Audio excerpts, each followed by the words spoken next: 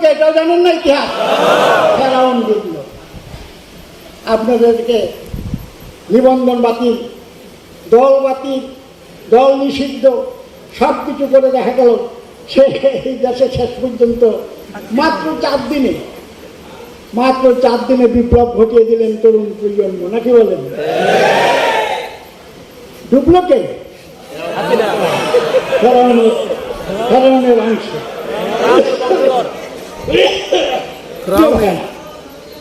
সাহস করেন, OLA তাহিনু OLA তাহজানু ওয়া আনতুম লা আলাউনা ইন কুনতুম মুমিনিন। আমরা সেই আস্থায় বিশ্বাস করি।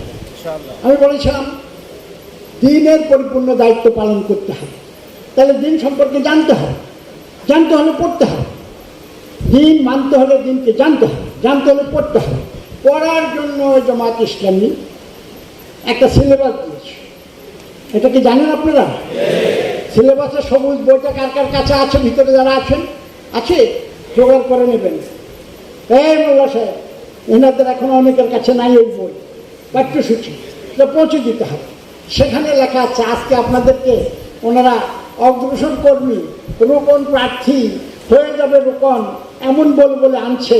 অগ্রসর হতে তো জান্নাতের কাছে চলে আসছেন। আপনার রাজধানীর একবারে মানে কি বলে বঙ্গভবনের কাছাকাছি চলে আসছেন না? তাহলে দূর চলে আসছেন, অনেক দূরে গিয়ে আসছেন। আর জান্নাত পর্যন্ত যেতে হবে, পড়তে হবে। প্রিয় ভাইরা, সিলেবাস অনুযায়ী কর্মী হিসাবে 28টি বই কমপক্ষে পড়া লাগে। 28টি বই সিলেবাস খুঁজে রেখেন। ছাত্র জীবন থেকে যারা লেখাপড়া করছেন তারা সেগুলো অনেক কিছু মিলে গেছে, পড়া হয়ে গেছে, হয়তো 2-4টা বাকি থাকতে পারে, পড়ে নেন।